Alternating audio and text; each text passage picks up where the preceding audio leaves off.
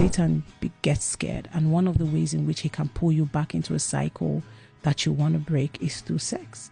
And many times it happens in the spirit realm. Like people say to me, oh boy, it doesn't really matter, it didn't really happen physically. I'm like, oh yeah, it didn't really matter that it was in a dream, that Solomon asked for wisdom and God gave him in a dream, but he woke up physically with wisdom.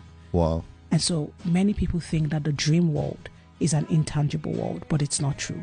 Your body goes to sleep, but your spirit and your soul comes alive. As a matter of fact, they are freer when you are asleep because they are not weighed down by your fears and your lack of whatever in the physical. But I always say to people that the way you go to bed matters. You see Instagram videos, people have their nighttime routine, they wash their faces, they brush their hair, and it's a whole vibe. But do you really have a nighttime routine? Do you really have a way you prepare to go to bed?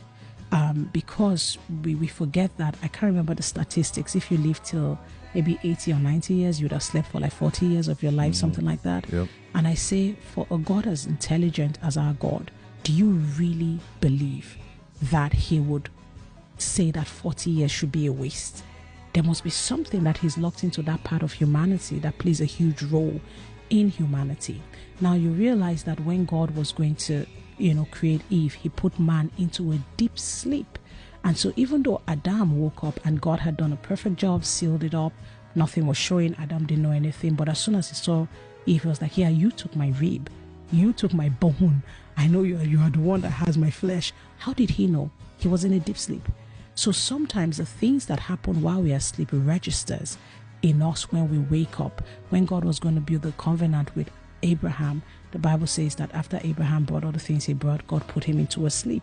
And it was in a sleep that Abraham saw the burning furnace and the torch, and he saw God walking through the sacrifice. Now, all of that experience, that is the covenant of Abraham that we carry till today, all of that happened in a sleep and in a dream.